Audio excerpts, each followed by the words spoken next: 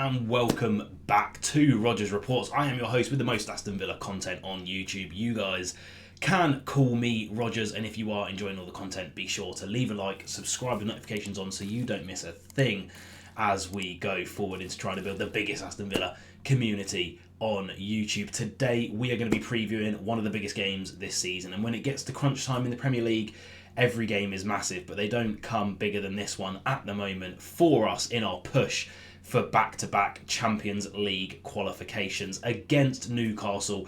It's going to be humongous. We're going to need all of the fans. We're going to need the players on their A game. But we're going to be previewing that today, looking at the possible lineups, predictions, the form of both teams, and specifically the head-to-head, because Eddie Howe does seem to have Unai Emery's number, something we're going to have to turn around if we want to get that fifth place in the Premier League, in my opinion.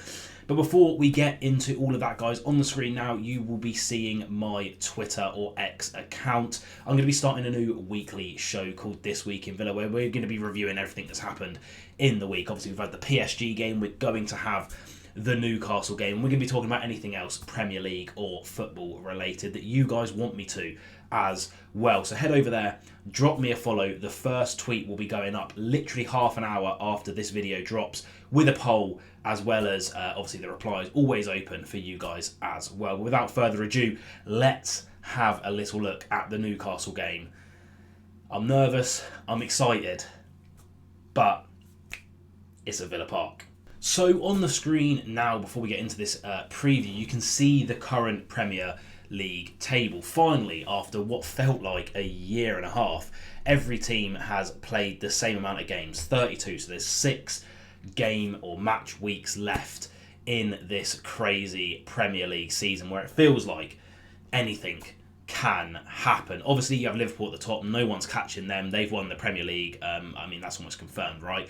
Then you have Arsenal, for my money, will finish second this year. And then, to be fair, from third, as you can see on the screen, all the way down to 7th, I think, from Newcastle to Villa. I think Bournemouth, Fulham and Brighton might have just fallen off a little bit too much to bring it back. You have, honestly, a straight shootout, I think, for all the way up to third place, right? You have Newcastle United, as you can see, on the form guide. Really, only Aston Villa and Liverpool can not even match them, to be honest, because you look at the form.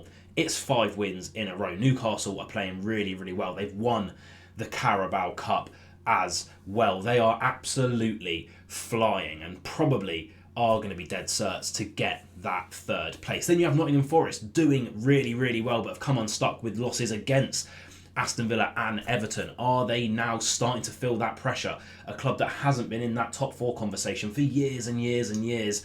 They started strong. Are they going to be able to continue? Then you have probably the most inconsistent team this Premier League season in terms of how good they were last year in Manchester City. Their form, not fantastic. A loss, 2 wins and 2 draws. Then you have Chelsea, another team. Started really, really shaky at the start.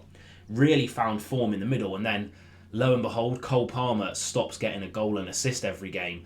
And their form started to drop off. A loss, 2 draws, 2 wins. And then you have Villa.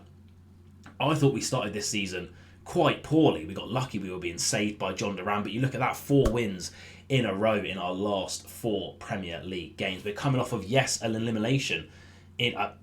I know I pronounced that wrong. Leave me alone.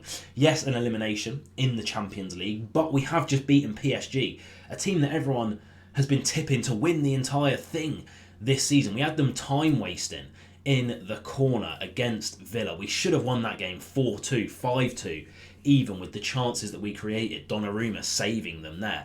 So it really is a straight shootout, but we sit on 54 points, the same as Chelsea, who play Fulham next, a very capable team in their own right. Manchester City are against Everton. Again, Everton just got a win against Nottingham Forest under David Moyes. They've looked really, really good recently, very solid at the back in particular. Nottingham Forest plays Spurs. Yes, a team that are up and down, but a team that we know have quality in every single position on the pitch. And then Newcastle obviously play Villa. It could have a lot of movement this weekend. You could see Chelsea perhaps only picking up a point against Fulham. I would actually say that Nottingham Forest might lose against Spurs. If Villa win, That puts us up to 57, joint with Nottingham Forest. Maybe leapfrogging Chelsea. I think Man City probably will win. And it puts us only 2 points behind Newcastle as well. So it is all to play for. But let's have a little look at the head-to-head, because let me tell you, it is not fantastic reading for Aston Villa. So as you can see, the game tomorrow at 5:30 at Villa Park, which I think could be a factor this season. Our head-to-head against Newcastle, again, it doesn't look fantastic. 12 wins for Villa, 27 for Newcastle, 16 draws in there as well. But what I want to draw your attention to is a very unfortunate statistic, which we're about to see, which is Eddie Howe versus Unai Emery, and I'll bring that up in a little bit more detail very, very soon. But our recent meetings, it is a absolute horror read. It is honestly like a Stephen King. Does he write horror? I think he does. If he doesn't, call me out in the comments, because that's more engagement for me, you guys. But the head-to-head record here, if we just go, oh my god. So going back to 2022, St James's Park, we lose 4-0. Now, we did manage to beat them at Villa Park 3-0, but then you look at the last 3 meetings between the two teams in 2023 and 2 in 2024. We lost 5-1, 3-1 and 3-0. Now, if my maths does serve me right, that means that Aston Villa, and this is a lot of maths for me, have scored a grand total of 2 goals, whereas Newcastle have scored 11. It's not fantastic, is it? An 11-2 aggregate over the past 3 games, and it makes you really, really worry, because Newcastle have looked so comfortable against Villa. It's unreal. But as you can see on the screen, perhaps it isn't all doom and gloom. Yes, he has lost his last 3 games against Eddie Howe with an aggregate of 11-2. But Unai Emery has actually played Unai has played Eddie Howe 7 times, and he's actually won 4 of them, only losing those last 3 in a row. So perhaps it's not a tactical thing, perhaps it's a team thing. We've had a lot of talent since the last time we have played Newcastle. It's going to be so tight. Let's have a look at the lineups. So on the screen, I think it's something that we could possibly do against Newcastle. Now, let me just say before we go any further that predicting an Aston Villa lineup in 2025 is an absolute honour, because we could literally do so much. I've omitted the likes of Asensio, Garcia, Rashford, McGinn, who played fantastically against PSG, Leon Bailey not in the team, JJ not in the team, Luca Digne not in the team, Powell not in the team, Garcia, who I think is fantastic, not in the team, Ross Barkley not in the team. So that's like 10 players off the top of my head that I've had to leave out to get some of our other fantastic players into the team. Now, Donyell Malen in fantastic form in the Premier League. I think he will get the nod. He'll be absolutely fresh. Didn't play, obviously, because he wasn't registered in our Champions League squad. We're going to need freshness. We're going to need directness against Newcastle. Rodgers out on the left. I fancy him against, I can't remember, is it Dan Burn? Is it the 6'7" right back? I fancy Rodgers against him, trying to get round him and using his just absolute trickery on the left to get us a little bit of room as well. Or does he actually play left back and then you have Marlon against him, which again, rapid. Do you know what I mean? If they play Kieran Trippier still, Rodgers versus Trippier, I know who my money is on there. Tielemans in the middle. You could start Asensio there. You could start McGinn there. I just think that Tielemans, for my money, has probably been our player of the season. He is absolutely fantastic, and he's almost the heartbeat of that team. You could perhaps drop Onana, put Asensio in, and then Tielemans comes back there. But I actually quite like Kamara and Onana as a midfield duo. I think they work very well together.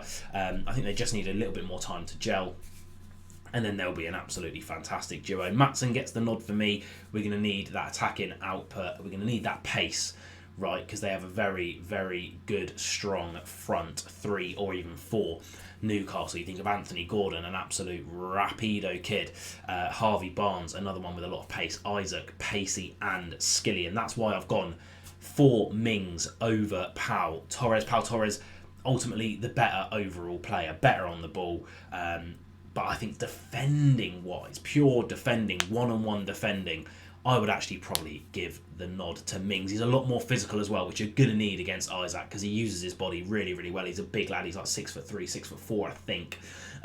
Konsa, what can you say about Konsa? Just when people thought he was having a little bit of a dip in form and perhaps he was coming towards a time where he might get dropped, he just comes back and absolutely smashes it. Dizazi, again, Newcastle attack, fantastic. We're going to need a lot of solid defensive options. I don't think we're going to be having both fullbacks push as far forward. I think that's killed us against Newcastle in the past, especially because of their high press. Yes, you could argue that we have that right back that goes forward because you have Kamara that comes into that position. I want Kamara in the middle. Dizazi more than capable of filling into a back three, even letting Onana push on, or if Tielemans does start a little bit further back, Maatsen can drop into that holding role and Tielemans pushes on and joins Asensio in the attack. Watkins gets the nod purely because he's not been playing at the moment. There's been some rumours that perhaps Emery has said that he's done with Villa. He's found his golden duck in Rashford. He played very, very well in the second half against PSG. Rashford's still a little bit inconsistent. Watkins has been doing it for 4 years for Villa in the Premier League. In these big moments, I just think I'd back him to be that one that manages to find the moment of magic. And then you also have Asensio and Rashford on the bench ready to come on. Mentally, for a team, 60th minute, you look over to the bench, you see Rashford and Asensio stripping off, getting ready to come on. That's going to mess with you in your mind more than probably an Ollie Watkins coming on to the pitch. But like I say, it could change so much. So let me know down in the comments below what you guys think. Now, as for Newcastle, they are more than likely going to be, pardon me, without Sven Botman, which is going to be absolutely huge because he's a fantastic defender. Now, we need to get at him. I think we need to get at him early. We need to get that goal, get Villa Park behind the team straight away. We can't let them score first and we can't let them score early because then, the atmosphere is going to go absolutely flat. We're going to have to battle till the very end. Newcastle press high, something that Villa have struggled with this season. They score goals. Villa can't really defend for their lives. I'd probably say 50% of the time at the moment. So it's going to be tough. But look, we need to get a win here today. The boys are going to be up for this, right? We've got the Premier League and the FA Cup left to go. We need to take the anger and the disappointment of getting knocked out by PSG, merge it with the pride that the players should feel that they have beaten one of the best teams on this planet, had one of the best teams on this planet struggling, having to get dug out by their goalkeeper, having to time waste. We know we're good enough to beat anyone. And at Villa Park, 18 games, I think it is now, unbeaten at Villa Park. Anything is possible, and the boys need to be on their absolute A game. I can't bet against Aston Villa at Villa Park at the moment, so I am going to go with a 2-1 victory for Villa. I think we're going to get 2 goals before Newcastle peg one back and then manage to hold it out for one of the biggest wins. And I think Villa Park should, rightfully so, absolutely erupt at the full-time whistle. Don't let me down, boys. Comment down below what you guys think. Subscribe for more, and I'll see you guys soon. Up the Villa.